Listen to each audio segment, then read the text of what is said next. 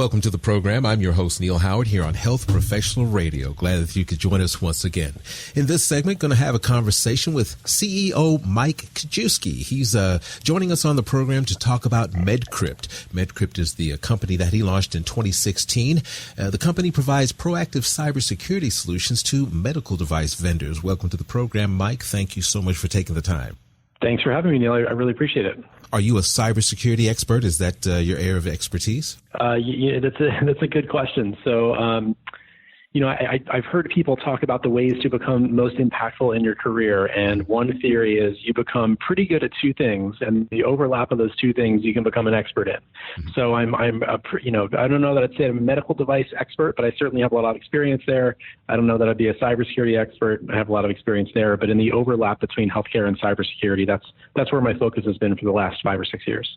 What prompted you to start MedCrypt and talk about some of this proactive cybersecurity that you offer?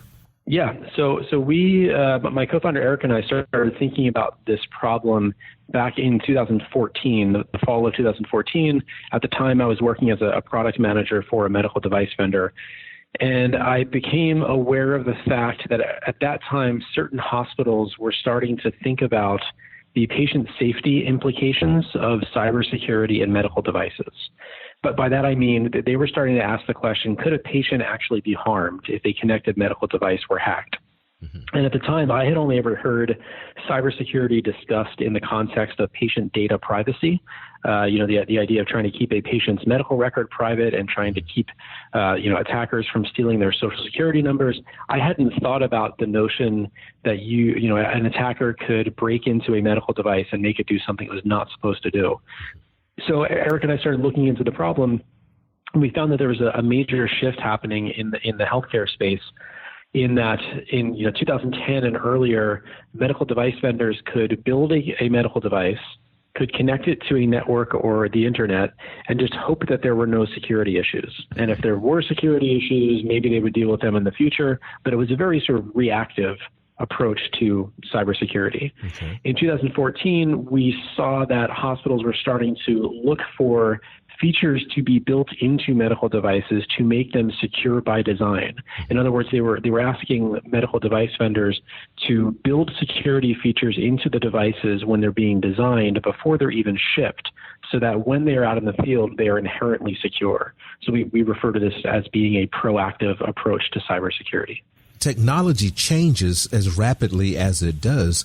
If you make a device that is secure today, is that same device going to be secure 6 months from now when the hackers realize that they can't get into it and try something else? Because I'm not a hacker, but from what I've seen on TV, that's kind of how it goes. That's a great observation. I guess the short answer to your question is no. Having a device that is secure today does not guarantee that device will be secure in 6 months. Mm-hmm. But the only thing less secure than a 6-month-old medical device that had security features built in is a 6-month-old medical device that did not have security features built in. So by that I mean there are some techniques that can be used to layer certain security defenses on top of one another, so that if a vulnerability is found in a particular technology, ideally there's an additional technology in place that would mitigate any sort of risk. And the FDA has a phrase for this. They call it a compensating control. So, for example, the most common use of that expression, compensating control, is you've got a medical device on a hospital network, a vulnerability is found, and in order to prevent that vulnerability from being exploited, the hospital will put the medical device behind a firewall, and that firewall is a compensating control.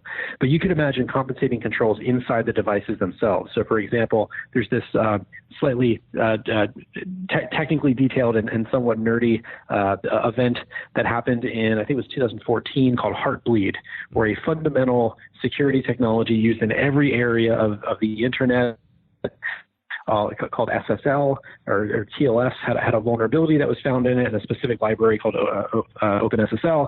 And this vulnerability meant that any software, any data flowing over a network was basically in plain text. Well, if you were to design a device to be resilient to a vulnerability like that, well, ideally you could encrypt the data before you even hand it over to OpenSSL, so that if there is a vulnerability in OpenSSL in the future, you've got a compensating control in place. So that's one of the things that we do at MedCrypt, is help our customers understand how putting a couple of different layers of security on top of one another can make those devices more resilient to vulnerabilities that may be found in the future. Now, in my mind, I'm seeing certain devices that are kind of large, bulky, maybe have a computer screen, maybe a portable device, EKG, something like that may be vulnerable. Are we talking about any type of medical device, or are some devices lend themselves better to this type of proactive security than others? And the second part of that question is it just a matter of updating as normal? Yeah, so any medical device that has software involved has cybersecurity implications. And obviously devices that have software that also send data over a network or wirelessly have, even more critical security or considerations to be made. But really any medical device that runs software is something that, where security needs to be considered.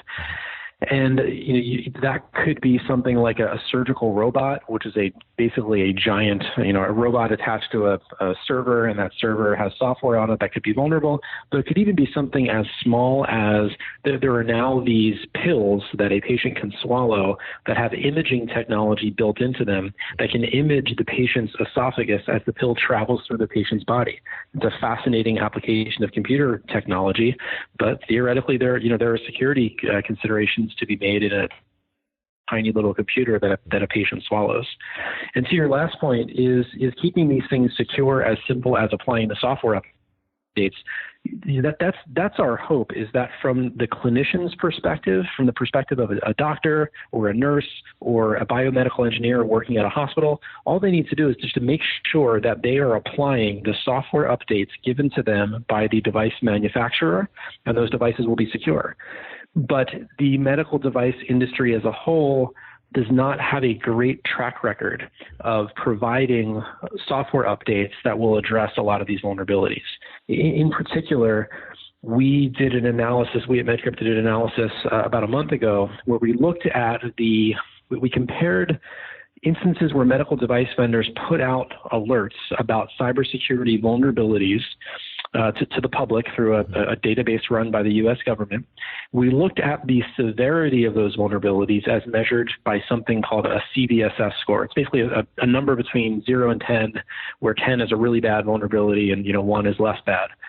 And we looked at those, we sort of ranked all those vulnerabilities by their CVSS score, and we said, okay, is it true that the more severe the vulnerability, the more likely the medical device is to receive a patch from the vendor?